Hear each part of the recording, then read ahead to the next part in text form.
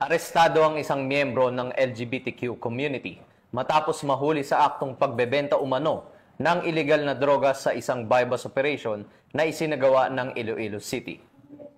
Sa kasalukuyan, nakakulong na ang suspek sa Iloilo City Police Station at haharap sa kasong paglabag sa Comprehensive Dangerous Drugs Act of 2002 o Republic Act 9165.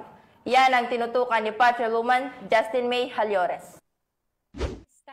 Ang miyembro ng LGBTQ community sa isinagawang bypass operation ng Station Drug Enforcement Team ng Iloilo City Police Station 1 sa Sagasa Street, Barangay Santo Rosario, Duran, Iloilo City proper. Nito lamang Sabado, 8 ng Nobyembre taong kasalukuyan. Kinilala ang sospek na si alias Rush, 28 anyos, residente ng Barangay Monica Blumentritt, Iloilo City proper. Ayon kay Police Captain Melchor Tolentino, officer in charge ng ICPS-1, ilang linggo nilang minanmanan ang galaw ng sospek bago isinagawa ang matagumpay na operasyon.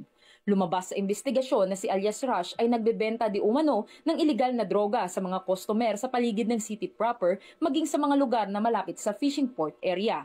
Sa mismong operasyon, positibo na nakabili ang mga operatiba ng isang sachet ng hinihinalang shabu gamit ang 1,000 pesos na marked money. Nang kapkapan, nakumpiska pa sa kanya ang 5 sachet ng hinihinalang shabu na nakalagay sa loob ng kaha ng posporo. Humigit kumulang 5 gramo ang kabuuang bigat ng nakumpiskang suspected shabu na may halagang tinatayang 34,000 pesos. Kasalukuyang nasa kustodiya ng ICPS-1 ang sospek para sa dokumentasyon at haharap sa kasong paglabag sa Republic Act 9165 o ang Comprehensive Dangerous Drugs Act of 2002. Tuloy namang isinusulong ng PNP ang kanilang kampanya laban sa iligal na droga bilang bahagi ng kanilang layuning mapanatili ang mas ligtas at mapayapang Iloilo City alinsunod sa kanilang adhikaing bagong PNP para sa bagong Pilipinas, serbisyong mabilis, tapat at nararamdaman.